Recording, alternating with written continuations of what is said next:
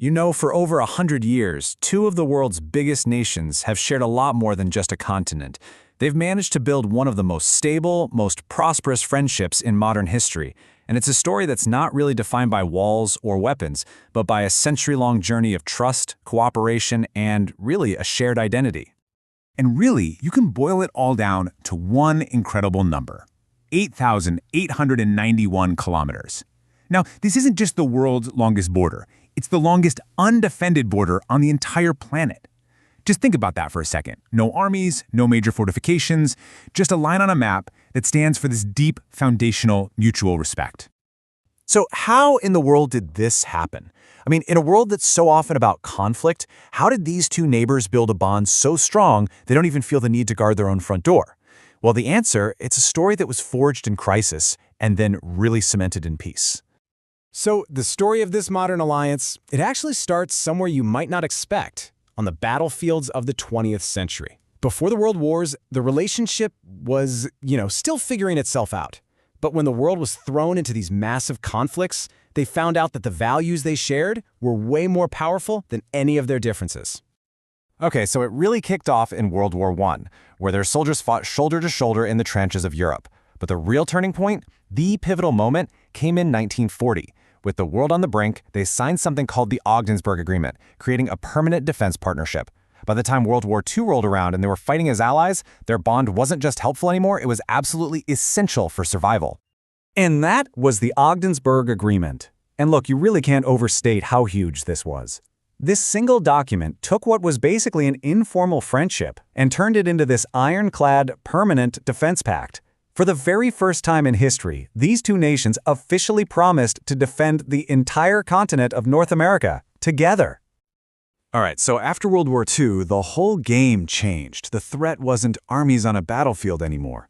Now, it was this terrifying possibility of nuclear war coming from the skies. This new kind of danger, well, it demanded an even deeper level of cooperation, and it led them to create something truly, truly unprecedented. So, you've got this existential threat, Soviet bombers that could fly right over the Arctic and hit any city in North America. The solution was NORAD, the North American Aerospace Defense Command. Think about this, a single, unified military command where Canadian and American officers are literally sitting shoulder to shoulder, watching the same screens, protecting both countries as if they were one. I mean, that is probably the ultimate definition of mutual trust. But hey, this incredible trust, it wasn't just built in military bunkers. While the Cold War was shaping the globe, another really powerful connection was growing right alongside it, an economic one. Both countries realized that if they linked up their economies, they could build a kind of prosperity that neither one could ever achieve on their own. It started out kind of slow at first, with trade just growing steadily through the century. But then things really kicked into high gear with a series of major deals. First, the Canada-US Free Trade Agreement back in '89, then NAFTA, which brought Mexico into the fold, and now its modern version, the USMCA. Each one of these steps just tore down more barriers, weaving their economies tighter and tighter together. And the result of all this? It is absolutely staggering. Every single day we're talking billions, with a B, of dollars in goods and services just flowing across that border. From cars and energy to food and lumber, millions of jobs on both sides of the border now completely depend on this seamless economic engine. But of course, a relationship this close is never just about military pacts or trade deals, right? It's human.